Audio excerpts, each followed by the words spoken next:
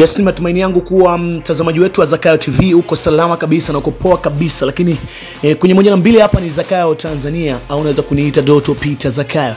Nikupitisha kwenye moja na mbili ambazo zinazidi kumake headlines, taarifa ambayo inasikitisha wengi na bado inaendelea kutikisa katika mitandao ya kijamii. Ni kwamba leo tarehe 8 mwezi wa 3 2025 tulikuwa tunategemea kushuhudia bonge moja la mechi kati ya Dar es Salaam Africa dhidi ya Simba Sports Club, dabi ya Kariakoo ambayo ilitegemewa kuchezwa leo katika dimba la Benjamin Mkapa jijini Dar es Salaam. Mechi hiyo imeahirishwa kutokana na sababu mbalimbali ambazo zimetokea, lakini pia baadhi ya sababu ambazo zimesababisha mtanange huo kuahirishwa na bodi ya ligi ambao wana mamlaka kikanuni kuweza kuahirisha mtanange au mechi kabla ya muda kadhaa. Sasa basi, kitu kikubwa zaidi ambacho tunataka kufanya ni kusubscribe, lakini pia kushare, kucomment, lakini pia usisahau kulike video zetu. Hii ni Zakayo TV Tanzania. Kusubscribe utafanya jambo la maana zaidi, lakini kubwa zaidi ambalo alimewasikitisha wengi sana na kuwafanya watu wengi waweze kuumia ni baada ya mechi hii kuahirishwa, hasa mashabiki ambao tayari walikuwa wameshajiandaa kinagaubaga kushuhudia mechi hii. Mechi ambayo ilitarajiwa kuchezwa majira saa 1:30 za usiku katika dimba la Benjamin Mkapa, Dar es Salaam. Kwa mara ya kwanza Simba Sports Club iliposti taarifa kwa umma ikiandika kwamba imesikitishwa na vitendo ambavyo vimefanywa tarehe 7 Machi 2025 vya kuzuiwa kuingia uwanjani kufanya mazoezi ya mwisho kuelekea mechi kati ya Simba Dar es Salaam Africa dhidi ya Simba Sports Club. Lakini pia baada ya taarifa hiyo kuituma, klabu ya Yanga pia ikatuma taarifa na kusema kwamba wao kama klabu ya Dar es Salaam Africa watafika uwanjani na watapeleka timu uwanjani.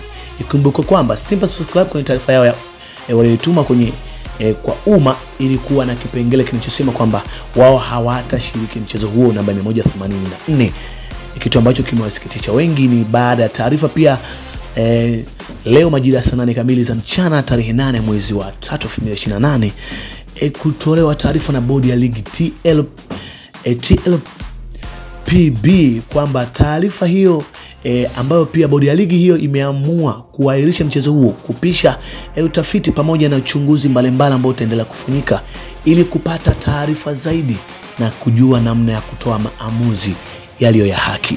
Jambo ambalo watu wengi limewasikitisha ni mechi hiyo kuahirishwa. Bodi ya ligi wamefuata kanuni kutokana na kanuni ambazo zimeelezwa katika taarifa hii ya umma. Bodi ya ligi wameweza kuahirisha mtanange huo mpaka pale watakapotoa taarifa rasmi hivi karibuni, kama walivyosema kwenye tangazo ama kwenye taarifa ambayo wameitoa rasmi. Hivyo mashabiki wengi wameweza kulaumu kutokana na mechi hii kuahirishwa. Ni kweli itaathiri maslahi ya soka pamoja na kila mtu ambaye anatamani kupiga hatua kusogea mbele katika soka. Utagundua ni namna gani ambavyo soka la Tanzania pengine bado halijasogea mbele. Ni wadau mbalimbali ambao wametoa maoni yao, kiwemo pia Edo Kumwembe ametoa maoni yake na kudai kwamba hakika mechi inaahirishwa kwa sababu za kibwegibwegi tu ambazo zimetolewa. Lakini pia wasanii wakubwa wameweza kutoa comments mbalimbali, kama kiwemo Baba Levo ameweza kutoa comment yake kiandika kwamba anachojiuliza mpaka sasa hivi ni kwa nini Yanga waliozuia Simba Sports Club kufanya mazoezi.